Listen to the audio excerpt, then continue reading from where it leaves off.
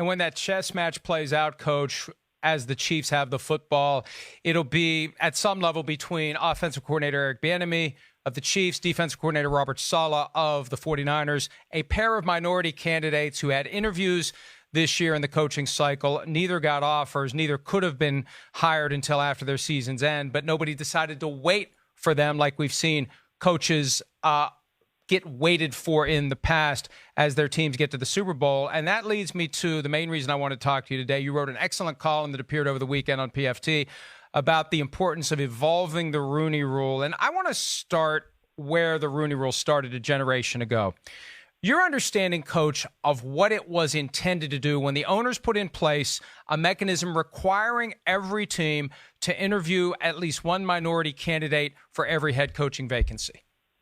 Yeah, and what happened, and it was a similar situation to what we have now. We had a couple of years, the minority hiring seemed to slow down. There were a couple of guys who seemed to be good candidates, but because of playoffs or whatever, it just didn't seem to be working.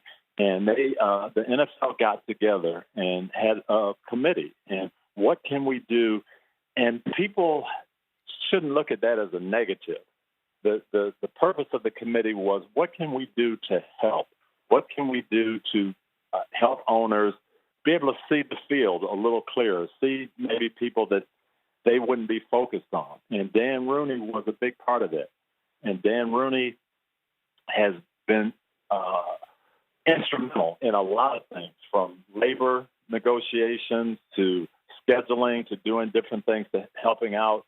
And he, suggested that. And he suggested it as a way to help the process and get people to slow down the process and look other places, look under the rocks a little bit and investigate. And that's all it was designed to do. And people kind of look at it now as, well, it's a quota and making people interview certain people. And that, I don't think that was ever Dan's thought. His thought was, well, if you know what you're looking for, if you have a blueprint and you can get more people into consideration, you can look at more people, you're going to end up making a better decision. Whether that's hiring a minority coach or not, you're going to get the best person for you. And that's what it's all about. And as I said in that column, that's exactly how he found Mike Tomlin.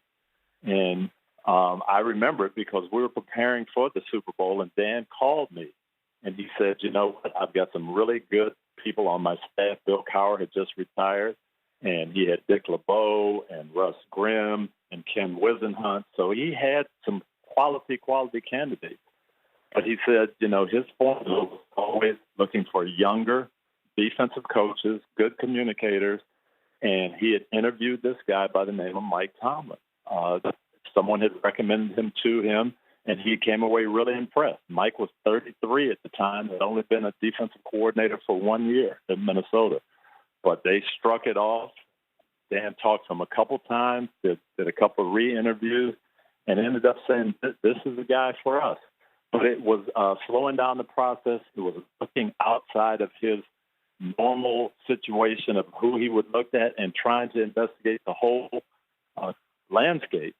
And it ended up being good for him and good for the Steelers and good for the league. So that's what the gist of it was. And I don't think now people look at it that way. People are looking at it as it's something I have to do, so I'm going to get it over as quick as I can. And, Coach, you threw out some of the buzzwords that we hear from people who criticize the rule or opponents of it, from quotas to mandatory interviews and the suggestion that you must hire a minority coach. I just think that hiding in plain sight is this disparity, regardless of the industry. When the workers are 70% plus African-American and the managers are a ridiculously small percentage, and they are managing a workforce that a lot of them were once in, something's not right here. There's something wrong. And I don't know that we can boil down to what the root cause of it is. But the bottom line is, I feel like, and we've had this discussion before, owners decide who they're going to hire before they even start the interview process. And the Rooney Rule is aimed at, as you said, getting owners to tap the brakes, take a broader view, expand their horizons, consider other opportunities and other candidates before making that decision, instead of making the decision before you just go through a perfunctory interview process. Right. And that is, I think, the biggest thing that could help the whole process. I know I've talked to owners. I've had people, ask me about certain candidates, and if I had guys I could recommend. And my first question is always, well, what are you looking for? And oftentimes the owner doesn't know. Just tell me who's good, who's smart out there.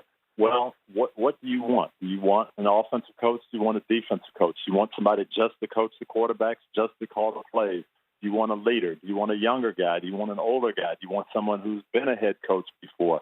Those are all things that need to be thought through. And then once you decide, then you can look at the landscape and say, that's what I want. You mentioned Eric Bieniemy and Robert Saleh. Everybody's looking for that person to speak into the quarterback and call the plays. But these two guys are exceptional leaders. You can tell that from the way their teams play. And, not every successful head coach is a guy who groomed the quarterbacks. I think Bill Belichick has won a lot of Super Bowls. He didn't come up as a quarterback coach. Pete Carroll has been in Super Bowls, done a tremendous job, and they've got productive offenses.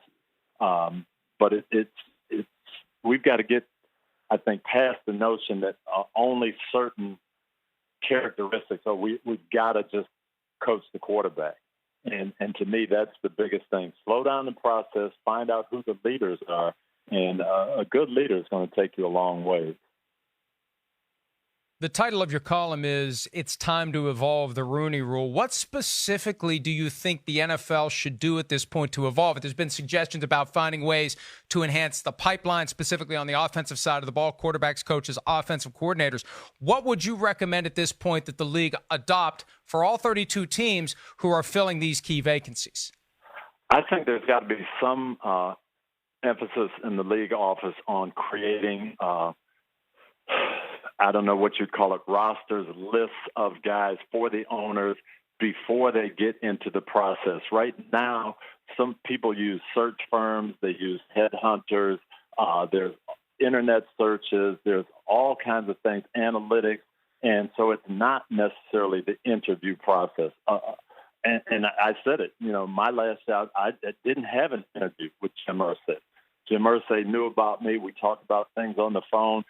I think you're right. He had his mind made up that I was a guy he wanted before an interview process even started. So I think the idea of the Rooney Rule, the spirit of what Dan said was good, but I don't think it happens that way now. Very few times does an owner say, hey, I'm going to do 6 interviews and then I'm going to decide between these 6 guys. So somehow you've got to get information to them, and they've got to get to know some of these guys before the interview process. Doug Peterson's a great example. Doug Peterson, I did a story for NBC when we had them in the Super Bowl. And 5 years before the Super Bowl, he's coaching high school ball in Louisiana. But the thing about it, Jeffrey Lurie knew him, knew who he was, knew about the leadership, knew him from Andy Reid, and so he was able to hire him when a lot of people said, this guy doesn't have enough experience. I think Mike Lombardi said worst prepared or not ready to go, worst qualified hire in a long time. But the owner knew a little bit more about him than just the resume. And to me, that's what's got to happen if we're going to help the league utilize everybody and find that the Robert Salehs and Eric Bieniemys can be very good head coaches.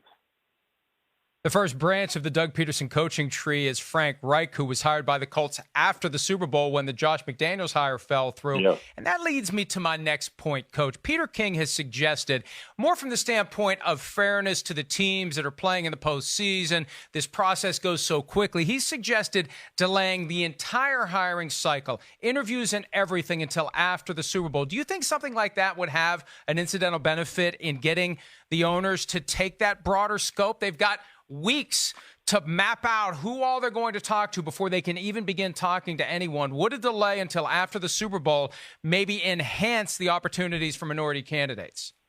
Well, I think it would help the entire process, and I think it would help make better decisions because these owners now they feel under pressure to get their first choice, to get the guy before someone else.